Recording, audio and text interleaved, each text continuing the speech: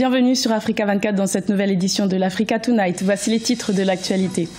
Ouverture de la 4e session de la 3e législature du Parlement panafricain en Afrique du Sud. Un rendez-vous placé sous le thème de la jeunesse africaine.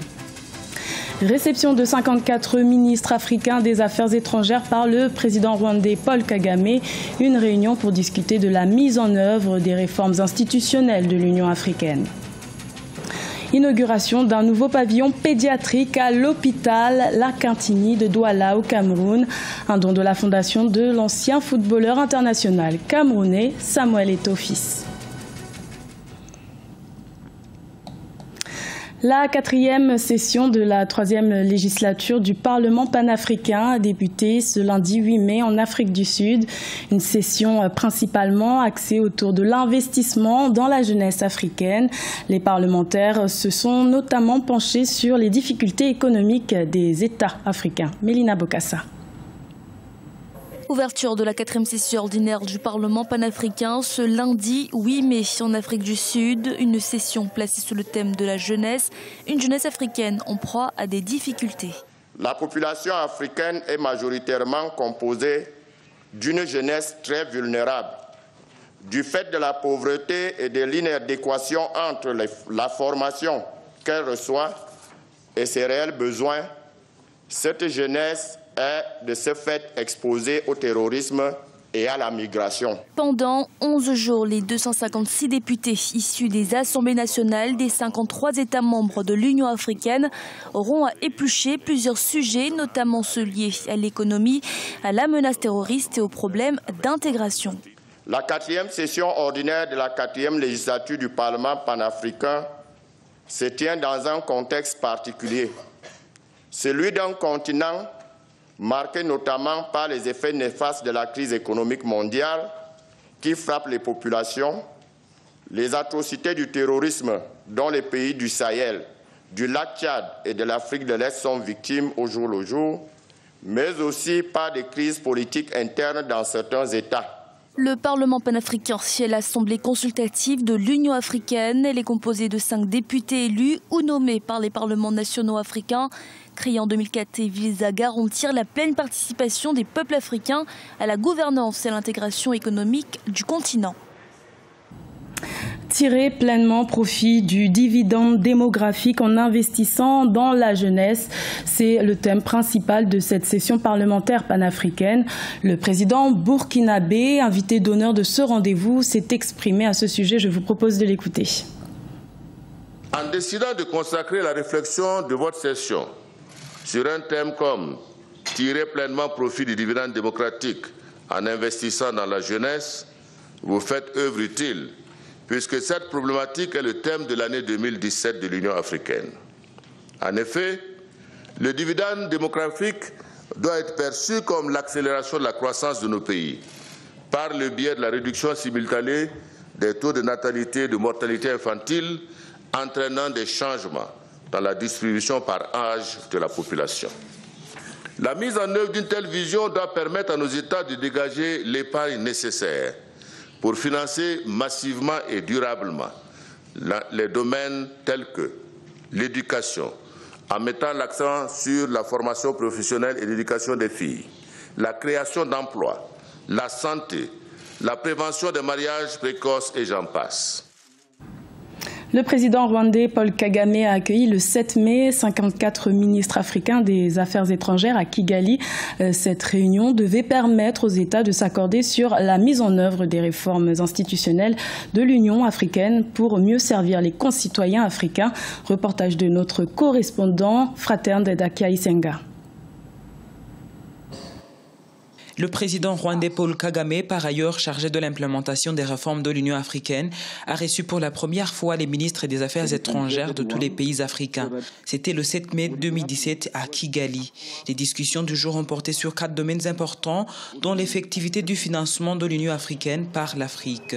Je crois que courageusement, et malgré l'afro-pessimisme ambiant, nos chefs d'État et de gouvernement ont pris la courageuse décision et de nous financer nous-mêmes en tant qu'organisation et pour ce faire, ajuster l'outil notamment la Commission et les autres organes. L'autofinancement de l'institution a soulevé de vives réactions. Certains sont réticents car à ce jour, plusieurs pays n'arrivent pas à solder leurs cotisations au sein de l'UA. Mais pour d'autres, comme le président Kagame, l'autofinancement est un processus qui doit débuter maintenant malgré les difficultés.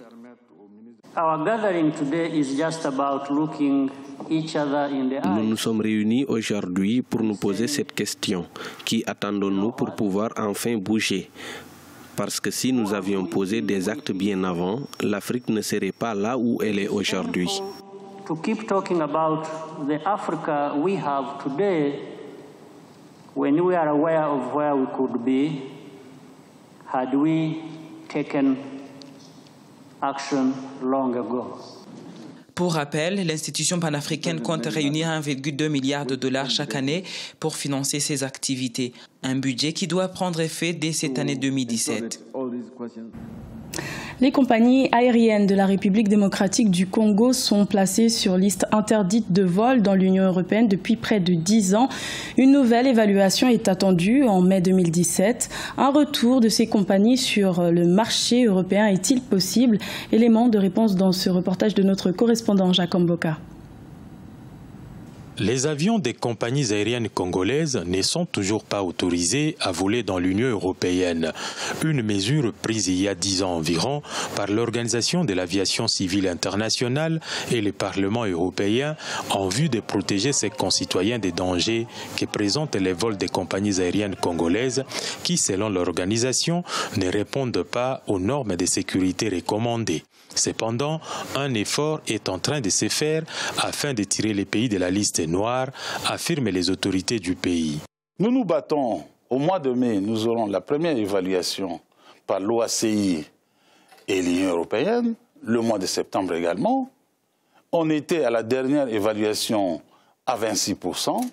Nous comptons avoir plus de 40%, jusqu'à atteindre 60% l'année prochaine. Et ainsi, nous sortirons de la liste noire. Ayant évolué durant plusieurs années sans une compagnie aérienne nationale, le secteur de l'aviation civile congolaise est considéré par les spécialistes comme étant une jungle avec les appareils qui ne garantissent pas la sécurité mais exigent aux passagers un tarif exorbitant. La création en 2015 de Congo Airways, la seule compagnie nationale ne desservant encore que les lignes intérieures, a influencé l'assainissement de l'espace aérien congolais. On ne peut pas accepter mettre un cercueil volant à la disposition de sa population. C'est la raison pour laquelle nous sommes sur la liste noire, parce qu'il n'y avait pas de contrôle. Aujourd'hui, nous sommes regardant qu'on est à 26%. Avant cela, on était à 0%. C'est parce qu'on doit intensifier le contrôle dans l'aviation civile. En 10 ans, la RDC a enregistré plus de 65 accidents d'aviation, causant plus de 200 pertes en vies humaines. L'Organisation de l'aviation civile internationale recommande un résultat de 60% afin de voir le pays se tirer de la liste noire des pays dont les vols sont interdits à l'Union européenne. Une nouvelle évaluation sera faite au mois de mai en cours.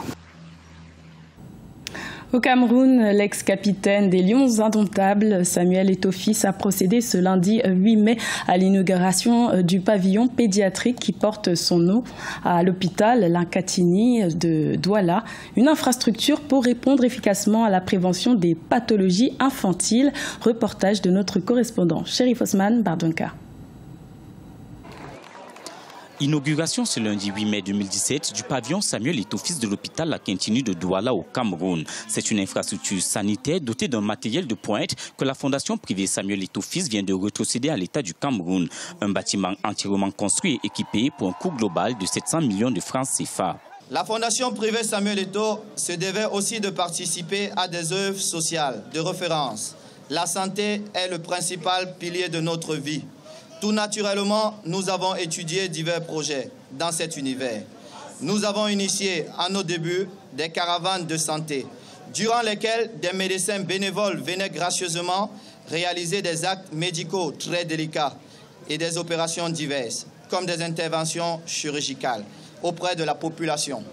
Le pavillon que je remets à ce jour aux autorités au nom de la Fondation privée Samuel Eto'o appartient à tous les citoyens camerounais. Le pavillon Samuel Eto'o-Fils va désormais contribuer de manière efficiente à réduire le taux de mortalité infantile au Cameroun. Avec ses salles d'hospitalisation ultramodernes, des salles de réanimation et des équipements de pointe, il permettra un accueil et une prise en charge rapide de l'urgence pédiatrique, un accroissement de la capacité d'accueil à l'hôpital La Quintini et une réponse spécialisée aux pathologies de l'enfant.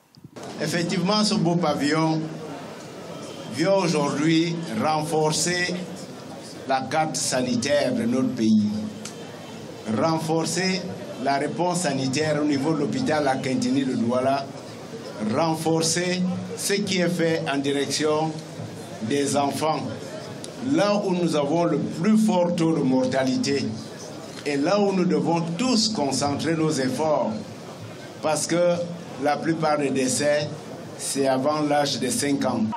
Après l'hôpital La Quintini, le Goliado camerounais entend contribuer davantage à l'amélioration des conditions de vie des couches vulnérables. Il annonce pour les prochaines années la construction d'un autre pavillon sanitaire dans la partie septentrionale du Cameroun. Ce journal a été réalisé par l'ensemble de la rédaction. Merci de votre fidélité. Retrouvez dans un instant une nouvelle édition de l'information sur Africa 24.